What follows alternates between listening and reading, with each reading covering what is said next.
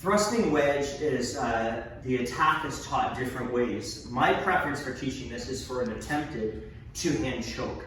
Not so much a fast push, because I'd probably move back as opposed to moving in and jamming it because of the read time. And for me, it would certainly not be for already a choke, because if someone's choking me for real, not in the dojo where they're just kind of giving you a neck massage, I'm going to move back in response, not forward. Okay, so a proper choke around the throat, I'm going to move back and apply my technique that way, similar to how we do in other styles. But so as this is an attempted choke, this is how I teach it. And as they come in, I'm going to make a wedge. So I'm going to go fingers in and elbows out. I'll turn a little bit for the camera. So basically, just kind of keep pushing that, keep going, keep going. Yeah, so he's basically running his eyes right into my fingers because of the wedge I've created. If I do anything like this, you can see we've got some problems because those are still going to be able to reach me. So I go fingers in, elbows out, opposite of what we do in parting wings. So again, the choke comes, I make the wedge, and then I pull the left arm down, and I catch him with an upward elbow, okay? Then I'm going to break his nose. It's not a claw with the fingers. You always hit with the palm first to break the nose, and then gouge. If you aim with your fingers, you could bust your fingers, okay? Sometimes in Kung Fu, they overemphasize the fingers. You want to bust the nose first before you gouge, okay? So again, as the choke comes, I make the wedge, I hit him with the elbow, and I anchor. I don't do this. I'm going to try to do this wrong. I anchor my elbow right to my hip. Okay, so we'll try this again. He comes at me, I make the wedge, I hit him with the elbow, I come down, and I reach hand the groin. And make sure my head is down, because I want to maybe headbutt him. I don't want to get headbutted. Then I'm going to reach down and grab, and I'm going to push and pull. So I hit him with the palm, and I gather up. This is the extension. As his leg comes up, I'm going to gather it, move to a close kneel, and knee him in the groin.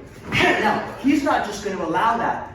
He'll probably bring his knees together to stop, in which case I use my hands to open up his legs like hooking wings, stomp the groin, and I break his ankle, and I move away. Okay, so thrusting wedge ends at the downward claw, heel palm claw, and if I follow through with this, I go into the extension. Also, when you do your ridge hand, don't push this way, lift up to the groin. Okay, so we'll try this again. He comes at me, I make the wedge, and I catch him with the elbow, and I claw, ridge hand the groin. I reach down, look at I track, gotta be careful here. Boom! They'll go very fast. And I knee the groin, he brings the knees together, and I open, and make my straight, and I move away. One other option is, even though it's usually taught where you grab the wrist, that doesn't really stop his momentum from going forward. So one thing you could employ is something similar to a snapping twig, where he comes at me, I make my wedge, I hit him with the elbow, I put him in position.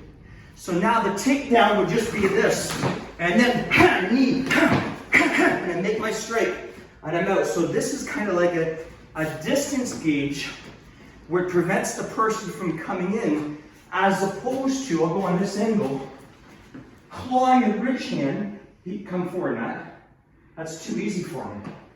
So grabbing the wrist doesn't prevent him from going in, even if I'm pushing him back.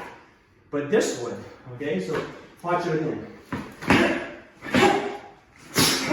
So now, try to come in. Yeah, I'm a shorter guy, I got my base. Down he goes. See, my knee. Stomp. Bust the ankle and move away. Okay, so I will do the textbook way one more time and we'll be done. So I'll do it with the wrist grab, but play with that version as well. So he comes in. I elbow. I claw. I ridge hand. Down he goes. Gather up the leg. His knees come together. No problem. Stomp. And that is hooking wings at the end of thrusting wedge. That's thrusting wedge with the base and extension.